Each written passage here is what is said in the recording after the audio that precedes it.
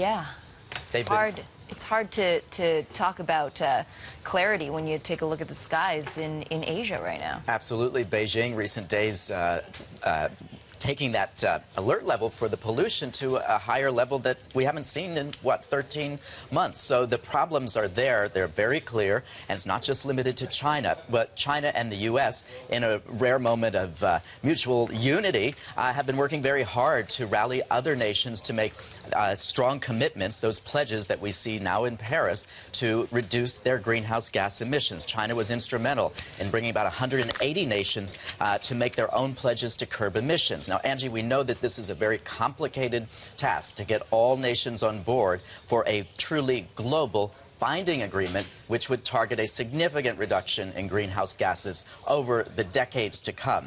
Smaller developing nations say, wait a minute, we shouldn't have to shoulder the cost of the big developed countries like Germany or the United States, for example. This issue of how to pay for it still very critical at this stage. We did hear from President Obama at the outset. He talked about the impact to developing countries, and his message is that no one is immune. Everybody has to pay. Everyone must be involved. Listen in. Helping developing nations skip the dirty phase of development is vital to meeting this challenge. One of the things that Prime Minister Modi and I discussed is you've got 300 million people in India who still don't have electricity.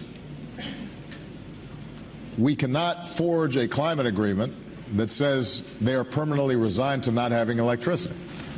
That's not an option. So we have to make sure that the same process of development is taking place, but using a whole new set of technologies and arrangements. India, critical to this. The Prime Minister of India met with the Chinese as well as the U.S. President yesterday.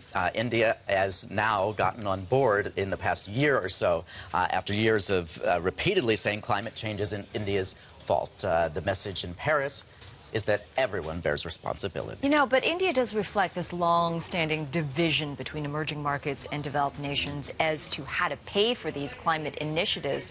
Are there private and philanthropy worlds and sectors that are stepping in to perhaps fill the void of this inevitable short funding? Absolutely. No one would ever say that government can foot this bill entirely. It is obviously private industry that creates a lot of the pollution, and government doesn't have all the answers. So what you're seeing emerge here as this agreement hopefully nears, the will is there on the governmental level to get to an agreement. That wasn't the case in Copenhagen in 2010, and now you have big-time donors, the philanthropic sector stepping in. Bill Gates leading a consortium of investors with a $2 billion commitment. It's just one example of how the smart money, the big money, sees this playing out.